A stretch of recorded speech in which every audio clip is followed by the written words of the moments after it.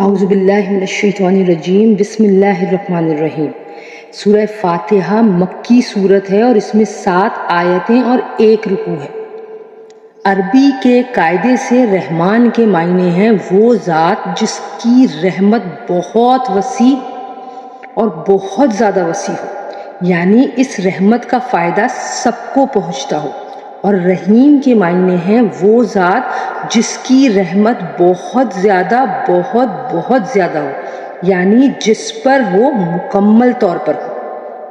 اللہ تعالیٰ کی رحمت دنیا میں سب کو پہنچتی ہے، جس سے مومن کافر سب فیضیاب ہو کر رزق پاتے ہیں اور دنیا کی نعمتوں سے فائدہ اٹھاتے ہیں۔ اور آخرت میں اگرچہ کافروں پر رحمت نہیں ہوگی، لیکن جس کسی پر ہوگی یعنی مومنوں پر مکمل ہوگی کہ نعمتوں کے ساتھ کسی تکلیف کا کوئی شائبہ تک نہ ہوگا۔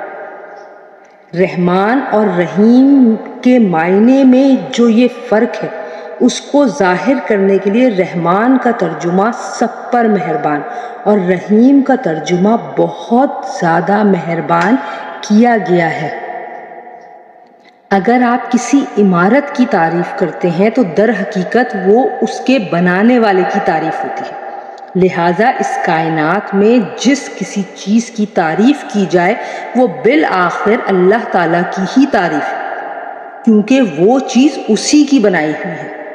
تمام جہانوں کا پروردگار کہہ کر اسی کی طرف تو اشارہ کیا گیا ہے، انسانوں کا جہاں ہو یا جانوروں کا، جمادات کا جہاں ہو یا نباتات کا، آسمانوں کا جہاں ہو یا ستاروں کا، سیاروں کا جہاں ہو یا فرشتوں کا، سب کی تخلیق اور پرورش اللہ تعالیٰ ہی کے کام ہے۔ اور ان جہانوں میں جو کوئی چیز قابل تعریف ہے وہ اللہ کی تخلیق اور شان ربوبیت کی وجہ سے ہی ہے۔ روز جزا کا مطلب ہے وہ دن جب تمام بندوں کو ان کے دنیا میں کیے ہوئے اعمال کا بدلہ دیا جائے گا۔ یوں تو روز جزا سے پہلے بھی کائنات کی ہر چیز کا اصلی مالک اللہ تعالیٰ ہے، لیکن یہاں خاص طور پر روز جزا کے مالک ہونے کا ذکر اس لیے کیا گیا ہے کہ دنیا میں اللہ تعالیٰ نے ہی انسانوں کو بہت سی چیزوں کا مالک بنایا ہوا ہے۔ یہ ملکیت اگرچہ ناقص اور عارضی ہے، تاہم ضروری صورت کے لحاظ سے ملکیت ہی ہے، لیکن قیامت کے دن جب جزا اور سزا کا مرحلہ آئے گا تو یہ ناقص اور عارضی ملکیتیں بھی ختم ہو جائیں گی۔ اس وقت ظاہری ملکیت بھی اللہ کے سوا کسی کی نہیں ہوگی۔ یہاں سے بندوں کو اللہ تعالیٰ سے دعا کرنے کا طریقہ بھی سکھایا جا رہا ہے، اور اسی کے ساتھ یہ بالکل واضح کر دیا گیا ہے کہ اللہ تعالیٰ کے سوا کوئی بھی کسی قسم کی عبادت کے لائق ہرگز نہیں ہے۔ نیز ہر کام میں حقیقی مدد صرف اور صرف اللہ تعالیٰ سے ہی مانگنی چاہیے، کیونکہ صحیح معنی میں کارساز اس کے سوا کوئی نہیں۔